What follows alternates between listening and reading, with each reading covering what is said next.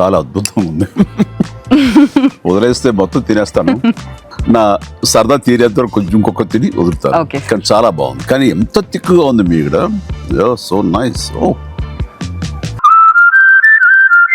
ఇప్పటి వరకు జనాభా నియంత్రణ మాత్రమే జరిగింది, ఇక మీదట జనాభా నిర్వహణ జరగాలి అంటూ ఉన్నారు ఆంధ్రప్రదేశ్ ముఖ్యమంత్రి చంద్రబాబు నాయుడు.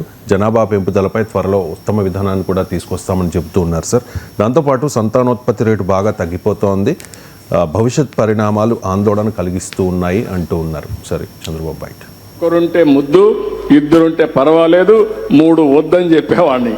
ఇప్పుడు అంటున్నా నేను, 3 కంటే పైనుంటే వాళ్ళే నిజమైన దేశభక్తులు, ఈ సమాజాన్ని కాపాడే వ్యక్తులు కూడా అని చెప్పి ఇప్పుడు చెప్తున్నా.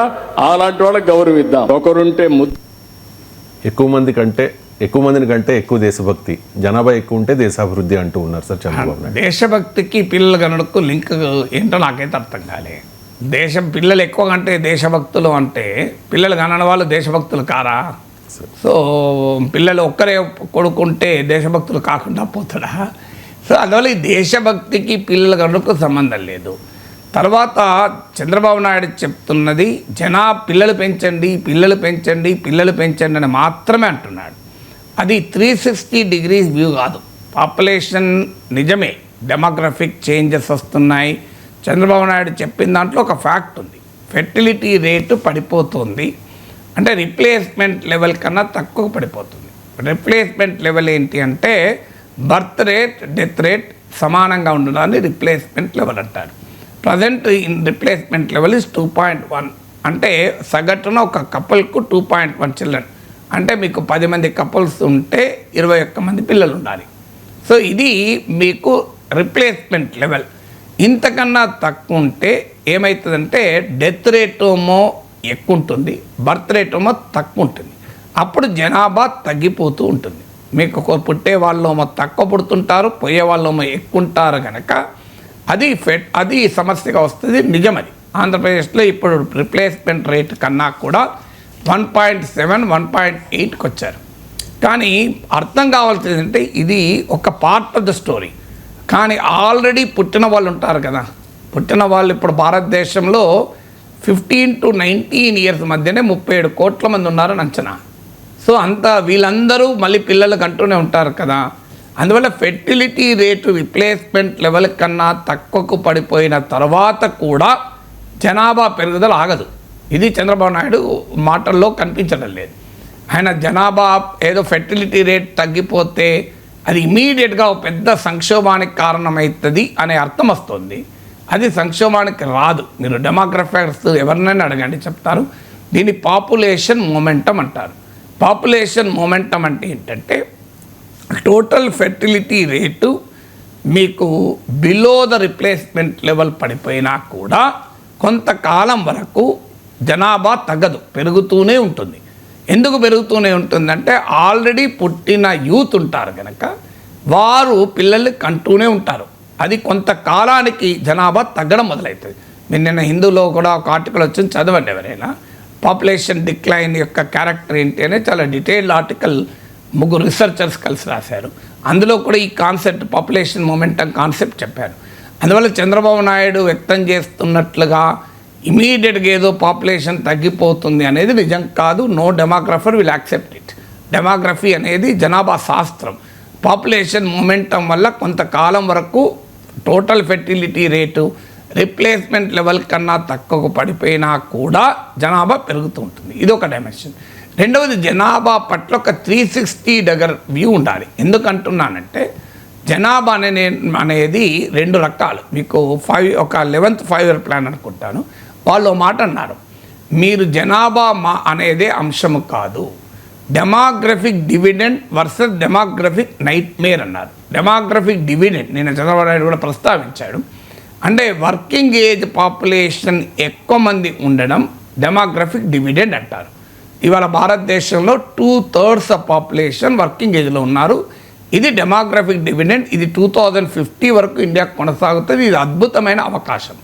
కానీ అదే సమయంలో ఈ డెమోగ్రఫిక్ డివిడెండ్ గనక మనం ఉపయోగించుకోవాలి అంటే ప్రతి ఒక్క బిడ్డకు quality education, quality health, nutrition, skills వీటిని ఇవ్వగలగాలి.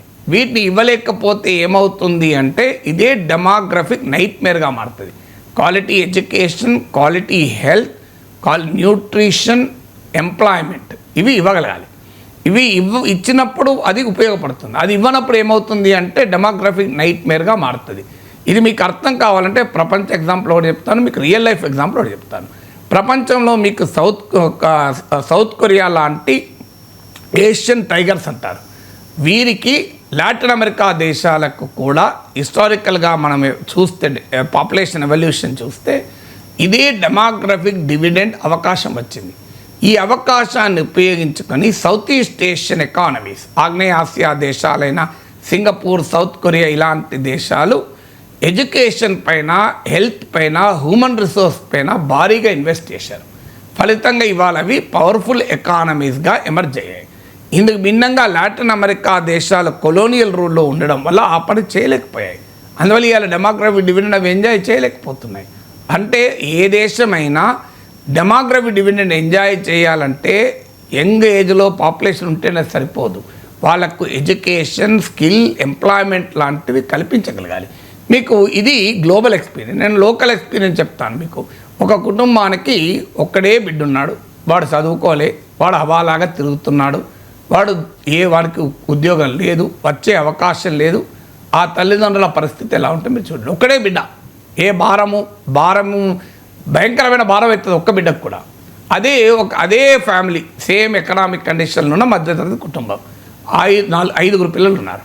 ఒకడు ఐఐటీలో చదువుతున్నాడు, ఒకడు ఐఏఎంలో చదువుతున్నాడు, ఒకడు ఐఏఎస్ సెలెక్ట్ అయ్యారు, ఇంకోటి సిఏ అయ్యాడు టాప్ ర్యాంకరు, ఇంకోటి ఎంబీబీఎస్ చేస్తాను, all India institute of medical సైన్స్లో ఎంబీబీఎస్ చేస్తాను. ఇప్పుడు ఆ కుటుంబం ఆనందంగా ఉంటుంది, ఒక్కరున్న కుటుంబం ఆనందంగా ఉంటుందా?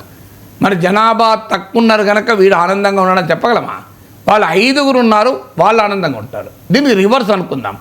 రివర్స్ అనుకొని ఒక్కడే కొడుకుంటాడు, కానీ వాడు బ్రహ్మాండమైన ఇంటెలిజెంట్. మీకు ఐఐటి, ఐఏఎం, ఐఏఎస్, మనకు ఆమ్రపాలి కాటా ఉన్నారు, ఆమె ఐఐటి, ఐఏఎం, ఐఏఎస్ అట్లాంటి ఒక్కదే బిడ్డ ఉన్నారు. ఇంకోరికి 5 ఉన్నారు, 5 హవాలా, ఎవడు చదవడు, అందరు ఫెయిల్డ్. ఇప్పుడు పరిస్థితి నాకు చెప్పండి. సో మొదటిదోమో చంద్రబాబు నాయుడు చెప్పింది రైట్ అనిపిస్తుంది. ఎక్కువ మంది పిల్లలు ఉండి అందరూ బాగా చదువుకొని మంచి పొజిషన్లో ఉంటే ఆ కుటుంబం ఆనందంగా ఉంటుంది. కానీ ఇది రివర్స్ అయిందనుకోండి, ఏంటి పరిస్థితి అంటున్నాను. సో ఒక్క బిడ్డ ఉన్నారు, ఆ బిడ్డ చాలా ఐఐటి, ఐఏఎం, ఐఏఎస్. 4 బిడ్డలు ఉన్నారు, 4 ఎవడు చదవలే, 4 ఉద్యోగాలు లేవు, ఆవారా తిరుగుతున్నారు. ఆ తల్లిదండ్రులకు ఎంత భారం ఉంటుంది చెప్పండి, ఎంత బాధ ఉంటుంది చెప్పండి. ఇప్పుడు చెప్పండి చంద్రబాబు నాయుడు గారు, పిల్లలు పెంచుడే పరిష్కారమా? పిల్లలు పెంచడము, పిల్లలు కనండి అనేది డెమోగ్రఫిక్ సైన్స్ కాదు. పిల్లల్ని హ్యూమన్ రిసోర్స్గా మార్చండి డెమోగ్రఫిక్ సైన్స్. నిన్న మీటింగ్లో ఇంకోటి కూడా అన్నాడు, జాయింట్ ఫ్యామిలీ ప్రొటెక్ట్ అవుతలేదు, అంత న్యూక్లియర్ ఫ్యామిలీస్గా మారిపోతున్నాయి. రేషన్ రెండు కుటుంబాలు అయితే 2 రేషన్ కార్డులు వస్తాయని కుటుంబాలు విడిపోతున్నాయి. 4 బిడ్డలు వేరు ఉంటే 4 ఇళ్ళు వస్తాయని విడిపోతున్నారు. అందుకొరకు పాలసీ తేవాలనుకుంటున్నాను. ఒక్క గది ఉన్న ఇల్లు కాదు, ఒకవేళ ఉమ్మడి కుటుంబం అయితే 3 గదులు ఉన్న ఇల్లు శాంక్షన్ చేసి ఇంకా కాస్త ఎక్కువ డబ్బులు ఇవ్వడం, రేషన్ కార్డుకు కూడా బియ్యం కాస్త 5 కిలోలు 10 కిలోలు ఎక్కువ ఇవ్వడం అని. నాకు అర్థం కాని అంశం, ముఖేష్ అంబానీ, అనిల్ అంబానీ విడిపోయారు. రేషన్ కార్డు కొరకు విడిపోయారా వాళ్ళు? 2 కుటుంబాలుగా వాళ్ళు ఏమైనా ప్రభుత్వం ఇచ్చే సింగిల్ రూమ్ ఇల్లు కొరకు విడిపోయారా? ముఖేష్ అంబానీ, అనిల్ అంబానీ వాళ్ళకి పైసలు తక్కువ ఎందుకు విడిపోయారు? వాళ్ళు ఇద్దరే కదా పిల్లలు, ఎందుకు విడిపోయారు? తేజస్వి యాదవ్, తేజ్ ప్రతాప్ యాదవ్, లాలూ ప్రసాద్ యాదవ్కి ఉన్నదే 2 కొడుకులు, ఎందుకు విడిపోయారు వాళ్ళు? రేషన్ కార్డు 2 వస్తే మనం విడిపోతే ఇద్దరికి చెరో రేషన్ కార్డు వస్తుంది, మనకు చెరో ఇల్లు వస్తుంది, విడిపోయారు నాకు చెప్పండి. స్టాలిన్, అలగిరి విడిపోయారు, కరుణానిధి 2 కొడుకులు, వాళ్ళు ఎందుకు వెళ్ళిపోయారు? ఇద్దరు సెపరేట్ అయితే మనకు 2 రేషన్ కార్డులు వస్తాయి, విడిపోయారా? నిజంగా లాజిక్ అర్థం కాలేదు. జాయింట్ ఫ్యామిలీ దెబ్బతినడానికి ఈ రేషన్ కార్డు ఇల్లే కారణమవుతుంది. ఎక్కడ రీసెర్చ్ జరిగింది? అందుకే మీకు అభిజిత్ బెనర్జీ, ఆర్థర్ డిఫ్లర్ అనే నోబెల్ శాస్త్రవేత్తలు వాళ్ళు ర్యాండమైజ్ క్లినికల్ ట్రయల్స్ RCT అప్రోచ్ను ఎకనామిక్స్లో పట్టుకొచ్చారు. రాజస్థాన్లో ప్రయోగం చేశారు. 1 కిలో కందిపప్పు ఇచ్చినప్పుడు పిల్లలకు టీకాలు వేయడంలో తల్లులు ఆసక్తి చూపారు. అందువల్ల ఎక్కడన్నా రీసెర్చ్ జరిగి ర్యాండమైజ్ క్లినికల్ ట్రయల్స్లో RCTలో నిజంగానే రేషన్ కార్డు వల్లనే కుటుంబాలు విడిపోతున్నాయా? ఇవాళ సమస్య కుటుంబాలు విడిపోవడం కాదు, కుటుంబాలను విడిగా ఉన్న మానవ సంబంధాలు గొప్పగా ఉండడం ముఖ్యం. కలిసి ఉండి కొట్టుకుంటే రోజు ఏమొస్తుంది ఉపయోగం?